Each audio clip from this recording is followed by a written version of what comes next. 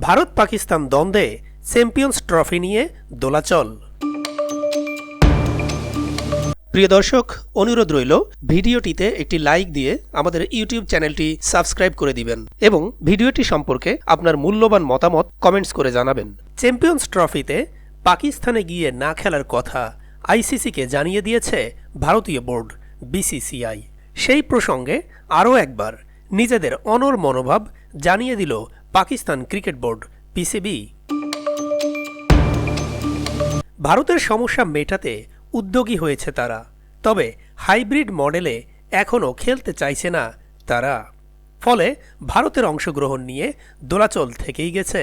ভারতীয় বোর্ড চাইছে এশিয়া কাপের মতো চ্যাম্পিয়ন্স ট্রফিতেও অন্য কোনো দেশে ম্যাচ খেলতে, অর্থাৎ হাইব্রিড মডেল। তবে পাকিস্তান বোর্ড চায় সব ম্যাচ তাদের দেশেই হোক। এদিন পিসিবি প্রধান মহসিন নকভি বলেছেন, যদি পাকিস্তানে দল পাঠানো নিয়ে ভারতের কোনো সমস্যা থাকে তাহলে তারা সরাসরি আমাদের সঙ্গে কথা বলুক, আমরা সেই সমস্যা মিটিয়ে দেব। পাকিস্তানে আসতে ভারতের কোনো সমস্যা থাকার কথা নয়। নকভি জানিয়েছেন, ভারতের না আসার সিদ্ধান্তের ব্যাখ্যা চেয়ে আইসিসিকে চিঠি পাঠিয়েছে পিসিবি। সেই চিঠির উত্তর এখনও পাননি তারা।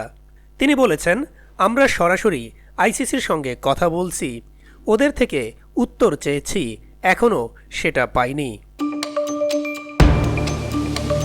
জয় শাহ আইসিসি চেয়ারম্যানের দায়িত্ব নিলে তার সঙ্গে কি কথা বলবেন?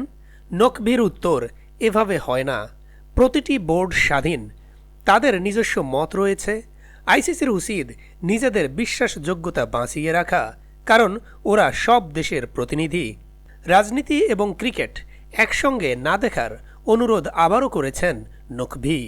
বলেছেন, খেলাধুলা এবং রাজনীতি দুটো আলাদা। আমি চাই না কোনো দেশ সেটাকে মিশিয়ে ফেলুক। আশা রাখছি ভারত পাকিস্তানে আসবে।